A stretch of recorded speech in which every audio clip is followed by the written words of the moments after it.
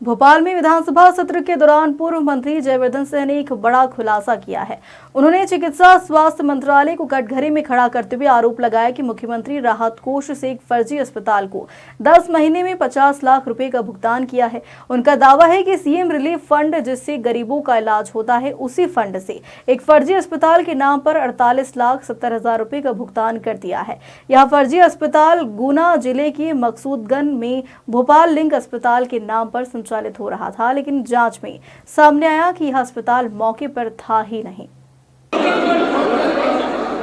नमस्कार साथियों, आज मेरा विधानसभा में प्रथम नंबर पर चिकित्सा स्वास्थ्य मंत्रालय को लेकर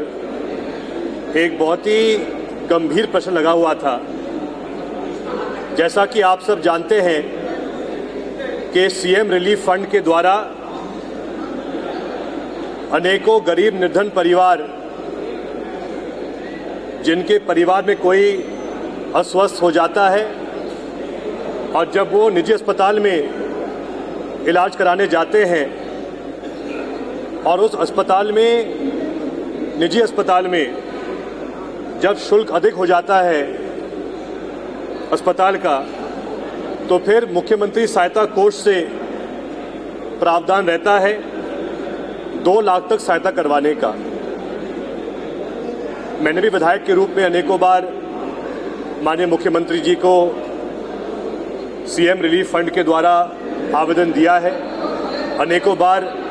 राशि स्वीकृत भी हुई है, लेकिन इसी मामले को लेकर कुछ महीने पहले एक बहुत ही गंभीर आरोप लगाया गया था। एक राजेश शर्मा हैं, जिन्होंने सीएम हेल्पलाइन में 14 फरवरी 2025 को ये आरोप लगाया था कि मकसूदगंज जिला गुना में भोपाल सिटी हॉस्पिटल के नाम से एक फर्जी अस्पताल चल रहा है और इस अस्पताल के द्वारा राजेश शर्मा जी ने आरोप लगाया कि एक साल में 50 लाख से अधिक का भुगतान सीएम रिलीफ फंड के द्वारा किया गया है इस अस्पताल को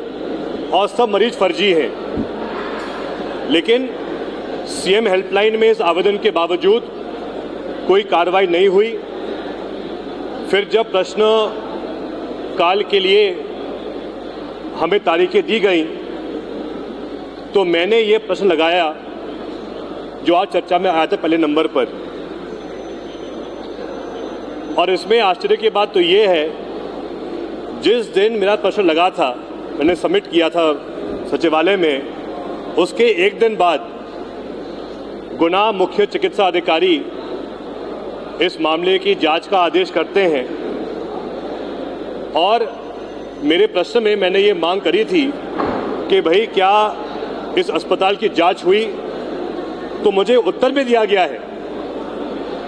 कि ये अस्पताल मौके पे नहीं मिला, अस्पताल था ही नहीं मौके पर। फिर मैंने प्रश्न में पूछा कि हमें ये बताइए कि पिछले एक साल में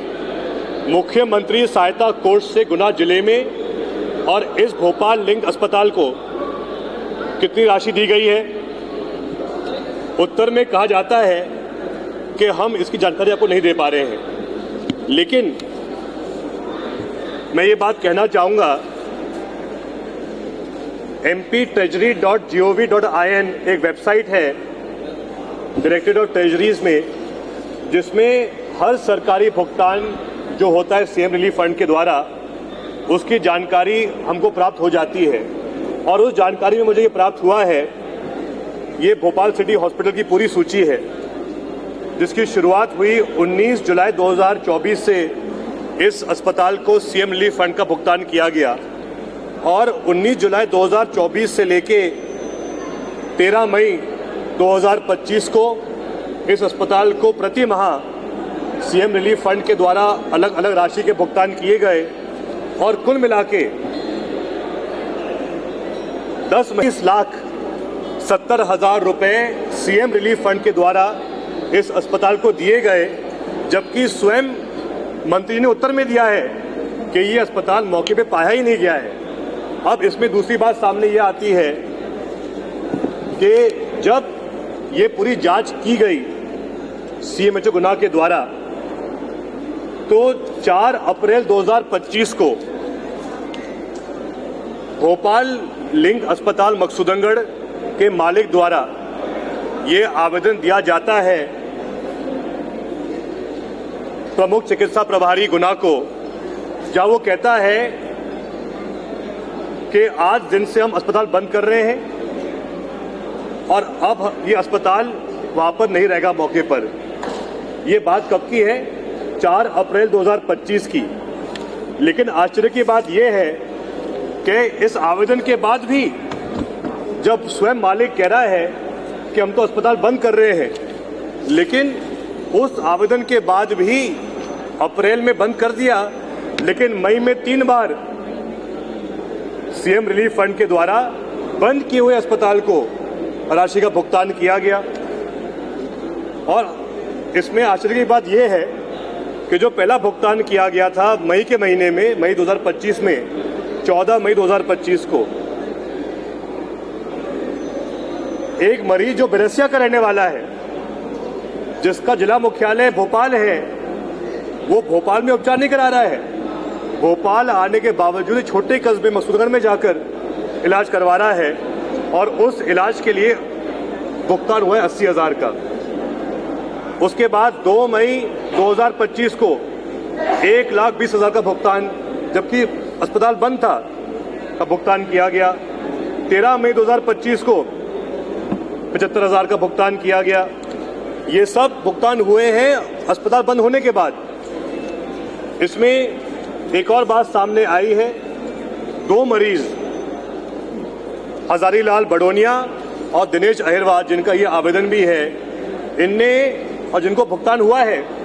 सीएम रिलीफ फंड का, इनने स्वयं कहा है, इनका वीडियो भी सामने आया है, जहां इनके द्वारा ये बात कही गई है कि इन्होंने कभी आवेदन दिया ही नहीं इलाज करवाने का, ना इनके परिवार के कोई सदस्य ने इलाज करवाया, फिर भी इनका नाम शामिल किया गया सीएम रिलीफ फंड में। ये बहुत बड़ा घोटाला है। और आप कल्पना कीजिए, एक तरफ सीएम रिलीफ फंड, मुख्यमंत्री सहायता कोष, वो राशि होती है जो एक निर्धन परिवार के लिए आरक्षित की जाती है कि जब उस निर्धन परिवार के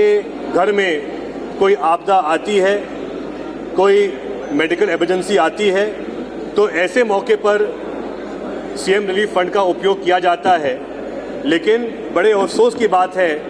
कि 2024 और 25 में एक फर्जी अस्पताल को मुख्यमंत्री सहायता कोष के द्वारा भुगतान किया गया है, वो भी 10 महीने में 50 लाख की राशि। मेरा इसमें माननीय चिकित्सा मंत्री जी से निवेदन रहेगा